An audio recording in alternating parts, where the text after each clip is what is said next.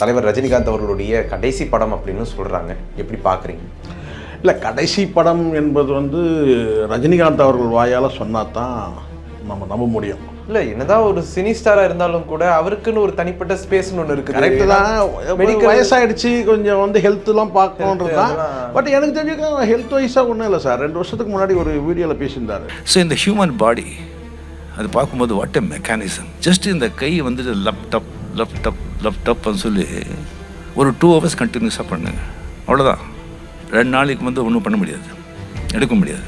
பிறந்ததுலேருந்து 70 வயசு 80 வயசு வரைக்கும் லேப்டாப் அடிச்சுட்டே இருக்கு. இத்தனை பேருக்கு யார் ஒருத்தரால் அந்த ஒரு மிஷின் பண்ண முடியுமா? 10 வருஷம் 15 வருஷம் கூட தாங்காது. என்ன மெக்கானிசம்? பிறந்ததுலேருந்து எவ்வளோ வயசு வரைக்கும், எத்தனை வயசு நம்ம வாழ்ந்தாலும் அத்தனை வயசு வரைக்கும் லேப்டாப்னு நடிச்சிட்டு இருக்கோம். என்ன ஒரு மெக்கானிசம். குஷ்பு கூப்பிட்டாங்கன்னா டான்ஸ் ஆடுறது கூப்பிட்டாங்கன்னு சொல்லிட்டு அப்படி ஒரு கதையை எடுத்து விட்டாங்க. உங்களுக்கு தெரியும் நினைக்கிறேன். விலகி போன சுந்தர்சி சொல்லியிருக்கலாம் நேர்மையாக, இதுதாங்க காரணம் நான் விலகினத்துக்கு அப்படின்னு சொல்லியிருக்கலாம். ஸோ அப்படி எதுவுமே சொல்லாத போது தேவையற்ற குஷ்பு இணைச்சி அந்த பேச்சுக்கள்லாம் அவசியமற்ற பேச்சுக்கள். அதெல்லாம் ரஜினி கமல் 2 பேரும் இணைஞ்சு நடிக்கிற படத்தை அவர் இயக்குறாருன்றது உண்மையிலே சந்தோஷமான விஷயம், பாராட்ட வேண்டிய விஷயம். இந்த சின்ன வயசில் அந்த ஒரு வாய்ப்பு அவர் சரியாக பயன்படுத்திப்பார் நான் நினைக்கிறேன்.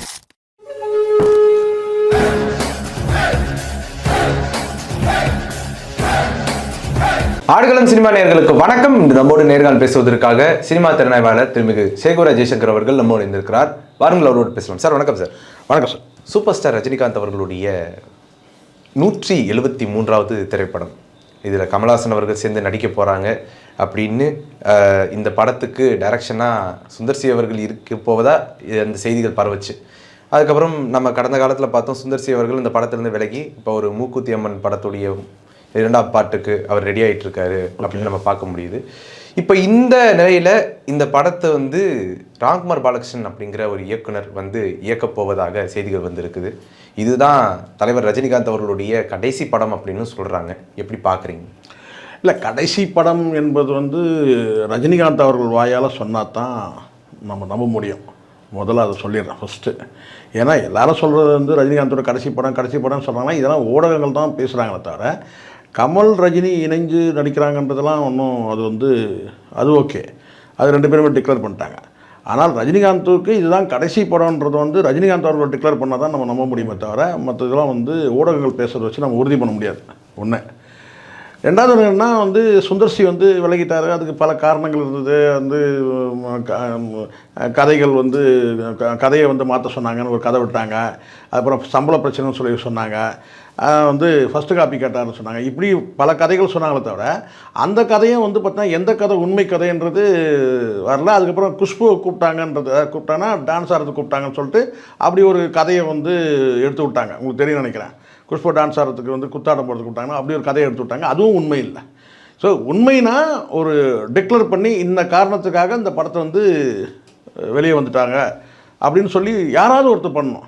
சுந்தர்சி கூட என்ன சொல்கிறாருன்னு கேட்டிங்கன்னா கனத்த இதயத்தோடு நான் விலகிறேன் அப்படிலாம் சொன்னார் தவிர உண்மையான விஷயம் ஊடகங்களில் விவாதிக்கப்பட்டதை தவிர அதை தாண்டி யாருமே டிக்ளேர் பண்ணவே இல்லை.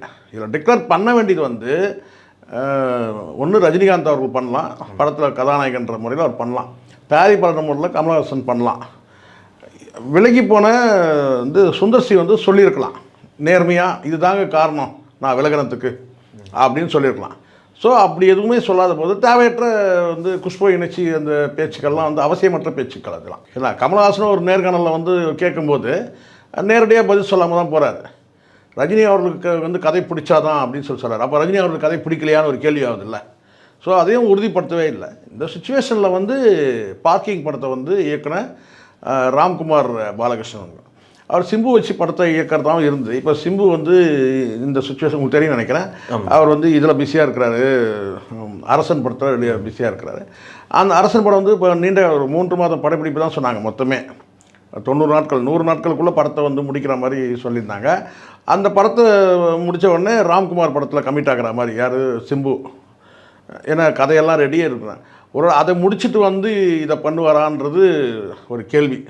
ஒரு பரவலாக பேசப்படுறாங்க. ஒன்று சிம்பு படத்தை வந்து சாக்ரிஃபைஸ் பண்ணிட்டு வர்றதுக்கான வாய்ப்பும் இருக்குது. ஏன்னா இந்த படத்தை அரசன் முடிச்சுட்டு 3 மாதம் கழித்து வந்து சிம்பு வெளியே வந்து அதுக்கப்புறம் அவருடைய படம் எத்தனை மாதம்னு தெரியல, 3 மாதம் ஷூட்டா 6 மாதம் வந்து வச்சுப்பான்னு தெரியல. அதுக்கப்புறம் வந்து ஆனால் இந்த படம் வந்து அடுத்த வருஷ படம் தான், 27க்குள்ள படம் தான். பட் இருந்தாலும் வந்து அந்த 27 ரிலீஸ்னால் அப்போ வந்து 27 தான் ஷூட்டிங்கை ஸ்டார்ட் பண்ணுவாங்களா, அப்படி ஒரு கேள்வி இருக்க தானே செய்யுது. ஸோ அதனால் வந்து நம்ம 26 ஆக மொத்தம் வந்து ரஜினி அவர்களுக்கு வந்து 26 படம் கிடையாது. படம் ரிலீஸ் ஆகிறது படம் இருக்குது, ஜெயிலர் 2லாம் ரிலீஸ் ஆகிறது படம் இருக்குது. ஆனால் வந்து புதிய படம் தயாரிக்கிறது வந்து வந்து 2027 வந்து ஒரு ஸ்டார்ட் பண்ணலாம். அதுக்குள்ளே வந்து சிம்புவோட படத்தையும் அவர் வந்து முடிச்சு வந்தார்னா படத்தை எடுக்கிறதுக்கான வாய்ப்பு இருக்குது. ராம்குமார் படம் ஆனால் நல்ல எனக்கு பார்க்கிங் படம் நான் பார்த்தேன். உண்மையிலே வந்து ஒரு திறமையான ஒரு லோ பட்ஜெட்டில் அருமையான ஒரு மிடில் கிளாஸ் பீப்புளுக்கு ஏற்படக்கூடிய அந்த பிரச்சனை இருக்குது இல்லையா. இப்போ கார் வச்சுக்கலாம், இப்போ மிடில் கிளாஸ் தானே ஆகிட்டாங்க. ஸோ அந்த மாதிரி வந்து எல்லா பெரும்பாலான வந்து பரவலாக அந்த பார்க்கிங் பிரச்சனைன்னு ஒன்று இருக்குல்ல, அதை மையப்படுத்தி வந்து அவ்வளோ அழகாக கொடுத்துருந்தேன். ஸ்க்ரீன் பிளே சூப்பராக முதற்கொண்டு. ஆமாம் ஆமாம், ஸ்க்ரீன் பிளே வந்து ரொம்ப சூப்பராக இருந்துச்சு, எனக்கு ரொம்ப பிடிச்சது. அது வந்து அந்த படம்லாம் விமர்சன ரீதியாக வந்து யாரும் கொண்டு போய் சேர்க்கவே இல்லை. அந்த உண்மையிலே எனக்கெல்லாம் வந்து பார்த்தீங்கன்னா அந்த டைமில் வந்து பெருசாக சினிமாவை பற்றி விமர்சனம் பண்ணணுன்ற அந்த எனக்கு நோக்கம் இல்லை. ஏன்னா இங்கே எல்லாம் பணம் வாங்கின்னு பண்ணுறாங்க, இந்த 3 பேர் பணம் வாங்கி தானே பண்ணுறானுங்க. கோல்டு காயின் வாங்கிட்டு ஏதாவது அந்த குரங்குகள் இருக்காங்க, நயன்தாரா கண்டுபிடிச்ச குரங்கு, அவனுங்களாம் பணம் வாங்கின்னு பேசுகிறானுங்க. இதுவாக சினிமா விமர்சனம் பண்ணால் இதை பணம் வாங்கின்னு பேசினான்ற மாதிரி ஆகிட போகுது. அதான் எதிர்மறை விமர்சனம் பண்ண வேணாம், நேர்மறை விமர்சனம் பண்ண வேணான்ற அந்த முடிவில் இருந்தோம் அந்த டைமில். அதனால் நான் அந்த படத்தை பற்றி பேசலை. ஆனால் வந்து பேசி இருக்கணும், நான் அது பேசாமல். இப்போ வந்து என்ன வந்து ஒரு சூழ்நிலை என்னன்னு கேட்டிங்கன்னா, நம்ம வந்து எதிர்மறை விமர்சனம் பண்ண வேணாம், நேர்மறை விமர்சனம் மட்டும் பண்ணுவோம் அப்படின்னு சொல்லிட்டு சொல்கிறேன். அது உண்மையிலே வந்து ராம்குமார் பாலகிருஷ்ணன் திறமையான ஒரு இயக்குனர். அவருக்கு வந்து இவ்வளோ பெரிய ஒரு பொறுப்பு வந்திருக்கு. ரஜினி அவர்கள் வந்து கமலும் இணைஞ்சு நடிக்கக்கூடிய, ரஜினி கடைசி படம் நான் சொல்லலை, ரஜினி கமல் 2 பேரும் இணைஞ்சு நடிக்கிற படத்தை வந்து அவர் வந்து இயக்குறாருன்றது உண்மையிலே சந்தோஷமான விஷயம், வந்து பாராட்ட வேண்டிய விஷயம். இந்த சின்ன வயசில் அந்த ஒரு வாய்ப்பு வந்து அவர் சரியாக பயன்படுத்திப்பார் நான் நினைக்கிறேன். திறமசாலி, கண்டிப்பாக எனக்கு ஹோப் இருக்குது, எனக்கு நம்பிக்கை இருக்குது. அது வந்து பார்த்தீங்கன்னா அவர் வந்து மிக சரியாக வந்து பயன்படுத்திப்பார். என்னென்னா ஒரே ஒரு விஷயம் கேட்டிங்கன்னா, கமல் வந்து நடுவு சடுகுடு விளையாடாமல் இருந்தார்னா சரியாக இருக்கும். ஒரு இளம் இயக்குனர் தானே சொல்லிட்டு அவர் கொஞ்சம் எல்லாத்தையும் தலைவர். கமலஹாசன் மேலே அப்படி ஒரு கடந்த காலத்தில் சார் அப்படி இல்லை சார். எனக்கு என்னென்னா ரஜினிகாந்த் கமலஹாசன் வந்து அவர் எப்படியோ இருக்கட்டும் சரிங்களா. ஆனால் ரஜினிகாந்த்ன்ற அந்த என்ன கேட்டால் ஒரு மிகப்பெரிய சூப்பர் ஸ்டார் பிம்பம் வந்து ரிட்டையர் ஆகிற காலத்தில் வந்து பார்த்தீங்கன்னா வந்து கிட்டத்தட்ட அவர் ரிட்டையர்மெண்ட்டே இல்லாமல் உழைச்சிட்ருக்கிறாரு சரிங்களா. பட் நீங்கள் சொல்கிறீங்க இல்லையா கடைசி படம் சொல்கிறீங்க இல்லையா, அந்த இதில் சொல்கிறேன் நான். கடைசி படம்ன்ற அந்த அடிப்படையில் வந்து இவர் வந்து ஒரு தோல்வி படமாக ஆகிடக்கூடாது இல்லை. ரஜினி இருந்தாலே வெற்றி தான், இருந்தாலும் ஒரு மெகா வெற்றி மாஸ் வெற்றின்றதை விட்டுட்டு வந்து இவர் தலையீட்டில் வந்து, ஏன்னா தக் லைஃப்ன்ற பெரிய டிசாஸ்டர்லேருந்து நம்ம இன்னும் மீறலை, கமல் மீண்டு இருப்பார். உண்மை தானே, உண்மையா இல்லையா. தக் லைஃப் வந்து மிகப்பெரிய டிசாஸ்டர். சிம்பு எழுந்துக்கிறதுக்கே இந்த சின்ன வயசு சிம்புவுக்கு 42 வயசு தான், அவன் எழுந்துக்கிறதுக்கே எவ்வளோ கஷ்டப்படுறான். கரெக்டாக தப்பா? ஆமாம். அப்போ நம்மலாம் வந்து பார்த்தீங்கன்னா வந்து எழுந்துக்க முடியாமல் இருந்தோம், ஏன்னா அந்தளவுக்கு இது. ஆனால் கமல் வந்து மணிரத்னம் சார் தானே சார் சொல்லலாம் சார், அப்படிலாம் கிடையாது. மணிரத்னம் படம் மாதிரியே இல்லை அது. முதல்ல மணிரத்னம் படமும் வந்து எவ்வளோ மொக்கை படங்கள்லாம் பார்த்துருக்குறோம், அது வேறு விஷயம். நல்ல படங்களும் இருக்குது, மொக்கை படங்களும் இருக்குது. ஆனால் இந்த படத்தில் வந்து பார்த்தீங்கன்னா வந்து மணிரத்னம் ஸ்டைலுக்குன்னு ஒன்று இருக்கு இல்லையா, அது மாதிரி இல்லை. கமலோட தலையீடு இருக்குன்றது நல்லா தெரியுது. எல்லாம் கதைப்படி வந்து பார்த்தீங்கன்னா தக்லைஃபில் வந்து கமல் தான் இறந்துருக்கணும், சிம்புவை சாகடிச்சாங்க. எனக்கு அதுலேயே உடன்பாடு இல்லை, செம்ம கோவத்தில் இருக்கிறேன் நான். இது அப்படியே பயங்கர வெறியில் இருக்கிறேன் நான். அப்போது சொல்கிறேன் நான், இப்போ அந்த இடத்துல வந்து இப்போ மறுபடியும் வந்து சூப்பர் ஸ்டார் வந்து நம்ம எல்லாரும் நேசிக்கிற வந்து ஒரு மகத்தான கலைஞன், சாதாரண கலைஞர்லாம் கிடையாது. எங்கேருந்து அவருடைய பயணம் வந்து அவள் ஒரு தொடர்பில் ஆரம்பித்து, அவள் அப்படித்தான் ஆரம்பித்து, அவர்களில் வந்து போன ஒரு கேள்விக்குறியில் வந்து எவ்வளவு படங்கள் பிளாக் அண்ட் ஒயிட்டில் வந்து பார்த்தீங்கன்னா வந்து மெல்ல மெல்ல மெல்ல மெல்ல வந்து வந்து கமலே வந்து வியக்கக்கூடிய அளவுக்கு, கமலே பார்த்து பொறாமைப்படக்கூடிய அளவுக்கு வந்து ரஜினியோட வளர்ச்சின்றது இமாலய வளர்ச்சி. அதுதானே போட்டியே. அப்போ வந்து மறுபடியும் நீங்கள் என்ன கேட்டால், நம்ம சக கலைஞனாக வந்து வில்லனாலாம் நமக்கு ஆக்ட் பண்ணாலே நம்மளை தள்ளிட்டு வந்து பெரிய ஸ்டாருக்குன்னு கடைசி நேரத்தில் பழி வாங்கிட்டாருன்னா கமல், அந்த பயம் உள்ளுக்குள்ளே ரஜினிக்கு இருக்குதோ இல்லையா, நமக்கு இருக்குது. ஏன்னா அதுக்கான வாய்ப்பு இருக்குல்ல, சொல்கிறேன் நான். அதனால் எனக்கு தெரிஞ்ச வரைக்கும் வந்து கமல் தயாரிப்பில் வந்து நடிக்கவே கூடாது ரஜினின்றது என்னுடைய எண்ணம். கமல் வேணால் கூட நடிச்சுட்டு போட்டோம், அது பிரச்சனை, நமக்கு ஒன்றும் பிரச்சனை இல்லை. அதுலேயும் கூட வந்து பார்த்தீங்கன்னா இந்த சீன் மாத்துறது, இந்த சீனை மாற்றுறது, இந்த சீனில் டம்மி பண்ணுறது, அது பண்ணுறது, இது பண்ணுறதுலாம் இருக்கக்கூடாது. எனக்கு இன்னும் சொல்லப்போனால் ஒரு படி மேலே போய் வந்து இந்த படத்தில் கமிட் ஆகாமல் இருந்தாலே வந்து ரஜினிக்கு நல்லதுன்னு கூட நான் நினைக்கிறேன். அதெல்லாம் வேறு சொல்கிறேன், நான் அவருடைய விருப்பம் அது. இந்த இடத்துல வந்து ரஜினி வந்து எப்பவுமே எல்லாருக்கும் நல்லதுன்னு நினைக்கிறார் மனுஷன். கடுகளவு கூட அவருக்கு யார் மீதும் வந்து வன்மம், காழ்ப்புணர்வு இதெல்லாம் இல்லாத ஒரு மனிதர். ஆனால் இதில் வந்து அவர் தேவையில்லாமல் வந்து சிக்கிடக்கூடாதுன்னு கூட எனக்கு தோணுது. பட் என்ன நடக்குதுன்றதை பார்ப்போம் நம்ம. இப்போ இதில் இன்னொரு கேள்வி வருது சார். ஊடகங்கள் வந்து திரும்ப திரும்ப ரஜினிகாந்த் அவர்களுடைய கடைசி படம் சொல்லும்போது அது ரஜினி ஃபேன்ஸுக்கு வந்து உண்மையிலே சொல்லப்போனால் ஒரு வருத்தத்தை ஏற்படுது. என்ன இது இப்படிலாம் சொல்கிறாங்க? இல்லை, அது எனக்கு இப்போ ரஜினி அவர்கள் வந்து டிக்ளேர் பண்ணிட்டாருன்னா இதுதான் கடைசி படம் சொன்னால் அவள் வந்து வீட்டாண்ட ஜனங்க கூட்டிடுவாங்க. இது ரஜினி வந்து இது என்னுடைய கடைசி படம் இது அப்படின்னு சொன்னார்னு வச்சுக்கோங்களேன், வீட்டாண்ட ஜனங்க கூட்டிடுவாங்க, பெரிய ரகலை ஆகிடும். ஆனால் ரஜினி வந்து இன்னும் டிக்ளேர் பண்ணவே இல்லை. இல்லை, என்னதான் ஒரு சினி ஸ்டாராக இருந்தாலும் கூட அவருக்குன்னு ஒரு தனிப்பட்ட ஸ்பேஸ்னு ஒன்று இருக்குது. கரெக்டு தான். வயசாகிடுச்சு, கொஞ்சம் வந்து ஹெல்த்துலாம் பார்க்கணுன்றது தான். பட் எனக்கு தெரிஞ்சுக்க ஹெல்த் வைஸாக ஒன்றும் இல்லை சார். 2 வருஷத்துக்கு முன்னாடி ஒரு வீடியோவில் பேசியிருந்தார், நீங்கள் பார்த்தீங்கன்னா தெரியும், நான் உங்களுக்கு வந்து அனுப்புகிறேன் பாருங்கள்.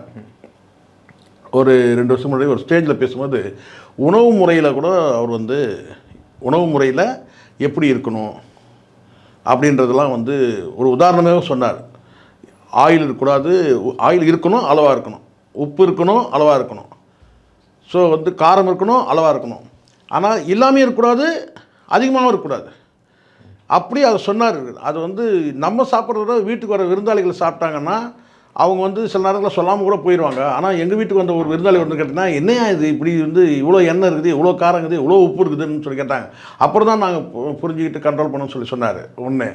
அதுக்கப்புறம் வந்து பார்த்திங்கன்னா வந்து ஆல்கஹால் சாப்பிட்டா வந்து லிவர் காலியாயிரும், இதெல்லாம் சொல்கிறதுக்கு துணிச்சல் வேணும். வந்து பார்த்திங்கன்னா சிகரெட் பிடிச்சா வந்து ஹார்ட் வந்து லங்ஸ் வந்து இதுவாகிடும், வந்து அஃபெக்ட் ஆகும். இப்படி ஒரு ஆர்கன் வந்து அவர் சொல்கிறாரு. ஆயில் ஃபுட்ஸ்லாம் சாப்பிட்டா, ஆயில் இந்த உணவு முறையில் இது எல்லாம் சாப்பிட்டா டோட்டலாக மொத்தம் காலி ஆயிரும்ன்றார். ஹார்ட் காலி ஆயிடும். அதுவும் குறிப்பாக உப்பு வந்து நீங்கள் ஹெவியாக சேர்த்துனா அவ்வளோ உடம்புல இருக்க அத்தனை ஆர்கனையும் காலி பண்ணிடும்ன்றார். ஸோ இதெல்லாம் அவ்வளோ தெளிவாக தெரிஞ்சிட்ட ஒரு மனுஷன் உச்சகட்டமாக என்ன சொல்லுவார்னா, அவர் சொல்லக்கூடியது என்னென்னா, இதை வந்து நான் வந்து யாத்திரிகம், அதாவது இந்த பாத யாத்திரை போகும்போது இமாலயத்துக்கு வந்து நான் ஒரு பாத யாத்திரை 98 சொல்கிறாரு. நான் வந்து பாத யாத்திரை போனேன். அப்போ அங்கே வந்து ஒரு ரிஷியை வந்து நான் சந்தித்த போது அவர்கிட்ட அவர் கேட்டபோது அவர் சொன்னார், எனக்கு வந்து வரிசையாக அந்த ஃபுட்டு அத்தனையும் சொல்லிவிட்டு எண்ணெய், நெய், வெண்ணெய், எண்ணெய், இது எதுவுமே நான் எடுத்துக்கிறது கிடையாது. எனக்கான ஒரு பிரத்யேக உணவு வந்து நான் சாப்பிட்றேன். அதுக்கப்புறம் நான் என்ன செய்கிறேன்றதை அவர் சொல்கிறார்.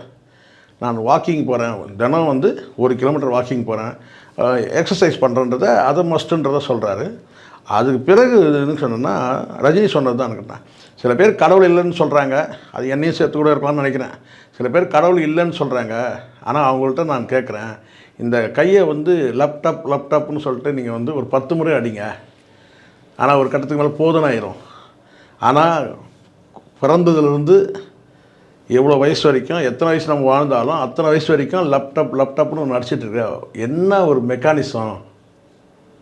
அதே மாதிரி பிளட்டு குறித்து பேசும்போதும் சொல்கிறாரு, அந்த பிளட்டு சர்க்குலேஷன் சொல்கிறாரு, பிளட் சர்க்குலேஷன். இது ஆச்சரியமாக இல்லையா? இது அதை பம்ப் பண்ணி வந்து பிளட் சர்க்குலேஷன் ஆகுது இல்லையா, அதை சொல்கிறாருன்னு கேட்டால் இது எப்படிப்பட்ட மெக்கானிசம் இது. ஆனால் இவ்வளோ மெக்கானிசம்லாம் இப்படி இயங்குறோம் நம்ம. ஆனால் கடவுள் இல்லைன்னு சொல்கிறாங்க சில பேர். எனக்கு அவங்கள நான் என்ன சொல்கிறதுன்னு எனக்கு தெரியல அப்படின்ற மாதிரி சொல்கிறார். அவங்களுக்கு எப்படி சொல்லி புரிய வைக்கிறது? இவ்வளோ மெக்கானிசம் இயங்குது. என்ன ஹார்ட் பீட் ஒரு பக்கம் லேப்டாப் நடிக்குது, இன்னொரு பக்கம் பிளட் சர்க்குலேஷன், இதெல்லாம் வந்து இப்படி ஒரு அற்புதமான ஒரு உடம்பு வந்து இயங்கும் போது சில பேர் கடவுள் இல்லைன்னு சொல்கிறாங்க அப்படின்றார். அதாவது கேட்டால் இந்த மாதிரி ஒரு மெக்கானிசம் இயங்கிறதுக்கு காரணம் கடவுள் தான் வந்து காரணன்ற மாதிரி அவர் சொல்கிறாரு. ஸோ நல்லா இருக்குது. அதாவது கேட்டால் அவருடைய எண்ணங்கள். அதை தாண்டி ஒன்று சொல்லுவார், என்னன்னு கேட்டிங்கன்னா, நோய் நொடி இல்லாமல் இருக்கிறதுக்கு காரணம் அவர் சொல்லக்கூடிய அதுதான் ரொம்ப ரொம்ப முக்கியம். ரொம்ப பிடிச்சிருந்துச்சு எனக்கு அந்த லைன் தான். என்னன்னா, எண்ணம் வந்து சுத்தமாக இருக்கணும், எண்ணம் சுத்தமாக இருக்கணும். சமீபத்தில் நான் வந்து ஒரு கோயிலுக்கு போயிருந்தேன். அந்த கோயிலுக்கு போனதும் நீங்கள் சாமி கும்பிட நினச்சிக்காதீங்க. நான் சாமி கும்பிட போகல. அங்கே இருக்கிற ஒருத்தர் வந்து பார்க்குறது அந்த கோயிலில் வந்து ஒரு ஒரு குறிப்பிட்ட வந்து ஒரு அதிகாரியை பார்க்கறதுக்காக போயிருந்தேன்.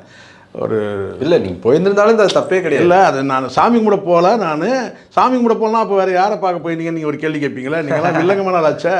அதனால் நான் ஒரு ஆண் நண்பரை பார்க்க போயிருந்தேன்னு வச்சுக்கோங்களேன் கோயிலில். அப்போ வந்து ஏன்னா இன்னைக்கு கோயிலெலாம் அப்படி யாரும் ஆயிடுச்சு, லவ் பண்ணுற இடமா ஆயிடுச்சு. உண்மை தானே, லவர்ஸ் மீட் பண்ணுற இடமா ஆயிடுச்சு. ஆனால் பரவாயில்ல, கோயிலில் மீட் பண்ணா தனியாக போய் உட்கார இடம். ஆமாம், சூப்பராக சொன்னீங்க பாருங்கள். லவ் ஃபெயிலியரானா அங்கே போய் தனியாக போய் தூணில் போய் உட்காந்தா பரவாயில்ல, தூணில் போய் முட்டி இருந்து அழுகிற மாதிரி. ஏன்னா அங்கேயே வந்து ஏகப்பட்ட, உங்களுக்கு தெரியும் நினைக்கிறேன், ஏகப்பட்ட பாரங்கள் இருக்குது அங்கே. பத்தாத்துக்கு இந்த லவ் ஃபெயிலியரை வந்து அவரை கவனிக்க சொன்னீங்கன்னு வச்சுக்கலாம். அந்த மாதிரி வந்து கோயில் வந்து, ஆனால் பரவாயில்ல, கடற்கரையில் போய் உட்காந்து மூலையில் உட்காந்துக்கிட்டு இது முனகிறத விட கோயிலில் போய் லவர்ஸ் மீட் பண்ணுறது நல்ல இடம். என்ன கேட்டால் லவர்ஸ் மீட் பண்ணுறதுக்கு வந்து சரியான இடம் கோயிலில் தான் இருக்கணும்னு நினைக்கிறேன். அப்போ தான் கொஞ்சம் பிரியாவது இருப்பாங்க. ஏன்னா மற்றது எதுவும் சாட்சியாக வரப்போகிறது இல்லை காதலுக்கு. எங்கே ஏதாவது கடற்கரை சாட்சி வருமா சார் காதலுக்கு? வராது. இல்லை வேறு பார்க் வருமா? வராது. பார்க்கில் இருக்க மனிதர்கள் வருவாங்களா? கண்டிப்பாக வரமாட்டாங்க. அட்லீஸ்ட் வந்து பார்த்திங்கன்னா வந்து பிரிஞ்சு போகிறவங்களுக்காவது வந்து பார்த்திங்கன்னா வந்து ஐயோ சாமி குத்தம் வந்துடும், நம்ம ஏமாற்ற வேணாம், காதலி வந்து நினைக்கலாம் அல்லது காதல் நினைக்கலாம், நாம் வந்து யாரையும் ஏமாற்ற வேணாம், நம்மளை காதலிக்கிறான் பாவம் அப்பாவி, அவனை ஏமாற்ற வேணான்னு நினைக்கலாம். அல்லது வந்து பார்த்திங்கன்னா வந்து இந்த சைடில் வந்து பார்த்திங்கன்னா வந்து நம்மளை நம்பி ஒரு பொண்ணு வந்திருக்கு, அதை ஏமாற்றணும்னு நினைக்கலாம். ஸோ அதனால் பெரும்பாலும் வந்து காதலர்கள் கோயிலில் மீட் பண்ண நல்லது. ஆனால் நான் வந்து போனது வந்து பார்த்திங்கன்னா நமக்கெல்லாம் வந்து லவ் பண்ணுற வயசா சார், லவ் பண்ணுற முகமாக நமக்கு சொல்லுங்க பார்க்கலாம். வயசும் கிடையாது, முகமும் கிடையாது, அழகும் கிடையாது, கருமம் எதுவும் கிடையாது. உங்களுக்கு வந்து நீங்கள் வந்து இன்னும் கூட நீங்கள் 4 பேர் நீங்கள் லவ் பண்ணலாம், அது வேறு விஷயம். இப்போ நான் பாயிண்ட்டுக்கு வரேன். என்னென்னு கேட்டேன் பாருங்கள், நான் என்ன பேசுகிறேன், என்னை எங்கே இழுத்துன்னு போகிறீங்க. இப்போ என்னென்னா நாங்கள் வந்து கோயிலுக்கு நான் போயிருந்தேன். அப்போது அந்த இடத்துல வந்து பார்த்திங்கன்னா வந்து என்னை ஒருத்தர் வந்து சந்தித்தார். அவர் வந்து என்கிட்ட கேட்டார், என்னென்னு கேட்டிங்கன்னா, சார் உங்கள் வீடியோலாம் நான் பார்க்குறேன் சார்னார். இங்கேயுமா அப்படின்னு கேட்டு நினச்சேன், கோயிலுக்குள்ளேயுமா அப்படின்னா. இங்கேயுமா சார் உங்கள் வீடியோலாம் நல்லா பார்க்குறேன் சார், சூப்பராக பேசுகிறீங்க சார், ரொம்ப நல்லா பேசுகிறீங்க சார், எப்படி சார் தைரியமாக இவ்வளோ தைரியமாக பேசுகிறீங்க அப்படின்னு சொன்னார். அப்போ நான் அவர்கிட்ட சொன்னேன், சார் எனக்கு கை சுத்தமாக இருக்குது, இது மனசு சுத்தமாக இருக்குது, மூளையும் சுத்தமாக இருக்குது சார், மூணுமே சுத்தமாக இருக்கிறதுனால நான் தைரியமாக நான் பேசுகிறேன், அவ்வளோதான் அப்படின்னு சொல்லிட்டு சொன்னேன். அதுதான் ரஜினி அவர்கள் சொல்கிறார். என்னென்னா அவர் சந்தித்த ரிஷி சொல்கிறது கேட்டினா, எண்ணம் வந்து சுத்தமாக இருந்தால் உடல் ஆரோக்கியமாக இருக்கும். ரஜினி சொல்லக்கூடியது அதுதான், எண்ணம் வந்து சுத்தமாக இருக்கும். நான் நினைக்கிறேன் ஒரு வேளை ரஜினி அவர்கள் வந்து யார் மனதும் காயப்படுத்தக்கூடாதுன்னு நினைக்கிற ஒரு மனுஷன் ரஜினி பொறுத்தவரை. நான் கேட்ட வரைக்கும், நான் அறிந்த வரைக்கும் அப்படி தான். யாரையும் வந்து கடினமான வார்த்தை பேசி யாரையும் காயப்படுத்த மாட்டார். அவர் காயப்படுத்துறதுலாம் வந்து பிளாக் அண்ட் ஒயிட் படங்களை பார்த்துருந்தீங்கன்னா தெரியும், சில வசனங்கள் வந்து பயங்கரமாக இருக்கும், கடினமாக இருக்கும். அதெல்லாம் வந்து, ஆனால் அப்படிப்பட்ட வந்து ஒரு சூப்பர் ஸ்டார் ரஜினிகாந்தோட படத்தில் வந்து ஒருத்தர் விலகி போகிறாரு சொன்னால் நான் நம்புகிறேன், சித்தார்த் கண்டிப்பாக ரஜினிகாந்த் காரணமாக இருக்க மாட்டார். இந்த படத்தில் நான் வந்து 173 ரஜினி அவர்கள் வந்து வேண்டான்னு விலகி போனார்னா, வாழ்க்கையோட அந்த என்ன சொன்னால் வந்து அடுத்த சின்ன சின்ன நகர்வுகள் இருக்குல்ல, அத்தனையும் வந்து பார்த்தீங்கன்னா நுணுக்கமாக புரிஞ்சு வச்சுட்டு இருக்கிற ஒரு மனிதர், அடுத்தவங்களுடைய எண்ணங்களை எல்லாம் புரிஞ்சுக்கிட்ட ஒரு மனிதர். கண்டிப்பாக ஒருபோதும் வந்து அவர் வந்து ஒரு சில்லறத்தனமாக வந்து அவர் வந்து பார்த்திங்கன்னா நடந்திருக்க மாட்டார். இந்த படத்தில் வந்து சுந்தர்சி விலகனத்துக்கு சுந்தர்சி காரணமாக இருக்கலாம், இல்லை கமல் காரணமாக இருக்கலாம். ஆனால் ஒருபோதும் ரஜினி காரணம் மாட்டார். இதை எதுக்கு நான் இதை சொல்கிறேன்னா, கமல் நேர்காணல் கொடுக்கும்போது என்ன சொல்கிறார் கேட்டிங்கன்னா, ரஜினி அவர்களுக்கு இந்த கதை பிடிக்கலன்னா வந்து ரஜினிகாந்த் அவர்களுக்கு எவ்வளோ படத்தில் கதை பிடிக்கலனா கூட கமிட் ஆகி நடிச்சிருக்கிறாரு. ரஜினி நடித்தாலே படம் ஓடிடும். அப்படி பல படங்கள் வந்து பார்த்திங்கன்னா வந்து ஆவரேஜாக ஓடிடும். வந்து யாரும் வந்து நஷ்டம் அடைஞ்சு பிச்சை எடுக்க மாட்டாங்க. விஜய் படத்தை விஜய் வந்து ப்ரொடியூசர் பல பேர் பிச்சை எடுத்துருக்குறாங்க. அந்த மாதிரி ரஜினியை வந்து ரஜினிகாந்த் படத்தை வச்சு படம் எடுத்து தயாரிப்பாளர் யாராவது ஒருத்தர் பிச்சை எடுக்கிறாங்கன்னு நீங்கள் காட்டுங்க. எல்லாம் வாழ்ந்துட்டுருக்குறாங்க, வாழ வச்சுருக்கிறாரு. பல பேருக்கு வந்து பார்த்திங்கன்னா வந்து வாய்ப்பில்லாதவங்களுக்கு கூட பார்த்திங்கன்னா வந்து அந்த படத்தில் கமிட்டே ஆகாத டைரக்டர்கள் கூட வந்து ஒரு குறிப்பிட்ட தொகையை போய் கொடுத்துருக்காரு. அது நிறைய வரலாறு பேச முடியும் அந்த மாதிரி. அதனால் நான் கமல் எதனால் கோத்து விட்றாரான்னு எனக்கு தெரியல. ரஜினிகாந்த் அவருக்கு இந்த கதை பிடிக்கலன்னு சொல்லிட்டு, கதை பிடிக்கலனா கூட கதையை மாற்ற சொல்ல போகிறார் சுந்தர்சி. இவர் கதையை மாற்ற சுந்தர்சி.